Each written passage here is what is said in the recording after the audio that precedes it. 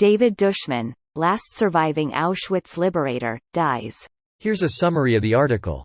David Dushman, the last surviving soldier who took part in the liberation of the Nazi death camp at Auschwitz in 1945, has died at the age of 98.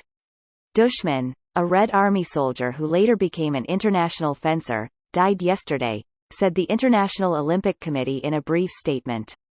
On 27 January 1945, he used his T-34 Soviet tank to mow down the electric fence of Auschwitz in Nazi-occupied Poland, helping to set prisoners in the death camp free. Dushman was one of 69 soldiers in his division who survived the war, but he suffered serious injuries.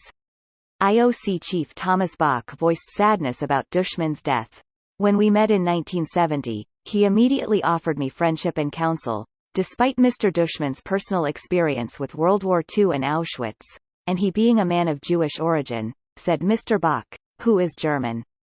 Dushman lived several years in the 1990s in Austria before later relocating to Munich, where German media said he died. This post received a score of 86,000, with an upvote ratio of 90%. Here are the top comments in response to this article. His life is actually a really interesting story. Born to a Jewish father in Danzig shortly after it became the Free City, but with a German population, later on becoming a Russian soldier fighting against the German aggressor, liberating Auschwitz, then becoming a fencing trainer and participating in several Olympics.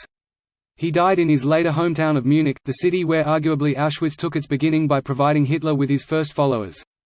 A real life of the 20th century. Rest in peace. He was fencer before the war, champion of Moscow U-18. Despite being heavily wounded 3 times during the war, he lost half of his lung and more than meter of intestines. He became champion of Soviet Union in fencing, in 1951. What a tough motherfucker. How strange it is. Growing up, war vets were just old guys. Now they're 100 and will soon be all gone.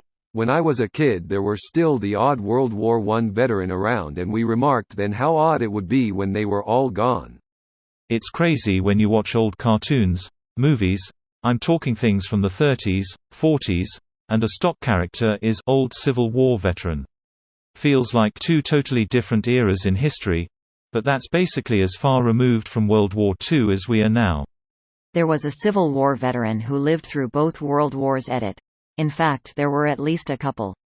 The last Civil War pensioner died in 2020. Yeah, that one's crazy. Her dad had her when he was 84 and she lived to 90. 2 generations spanned 174 years. Her mother was 34 at that time?